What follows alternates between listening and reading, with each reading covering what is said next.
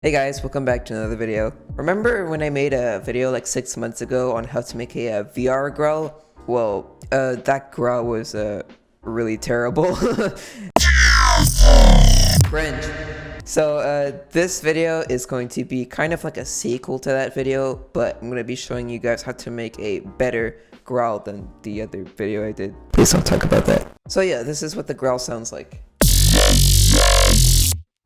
Way better than the last growl I made in the other video, and this one I think resembles more to VR's sound. So I'm going to be showing you how to make this bass right now. So this is a Serum Patch with a lot of post-processing, because if you know me, I like post-processing. So we're going to dive into the Serum Patch first. So this is basically a monster wavetable like I used in the other tutorial,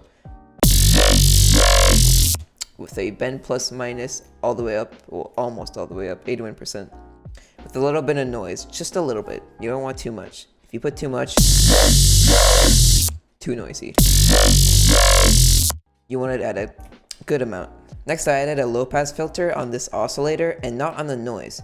So this is kind of a technique that I figured out for growls. If you low pass the high end of the wavetable a little bit, it allows the noise oscillator to cut through more on the high end.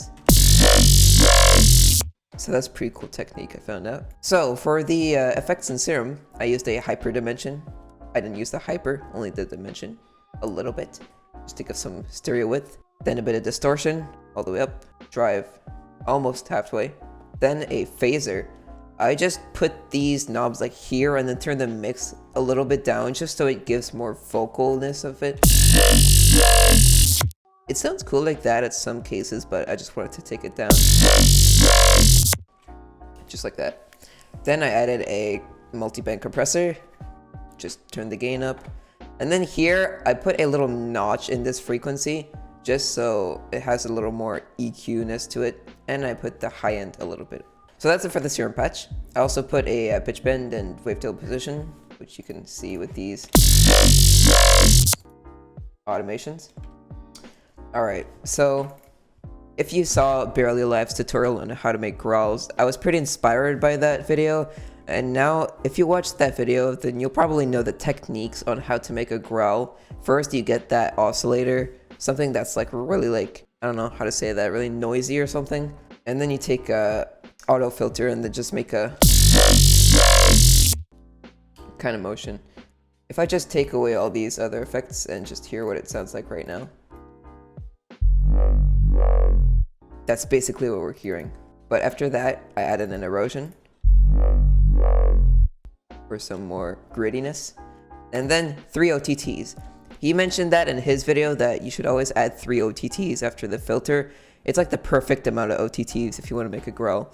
But I actually put 7 OTTs on there because I thought it sounded good. So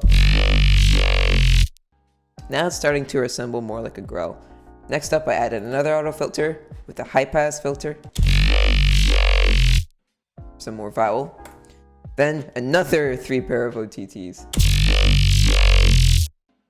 then another auto filter,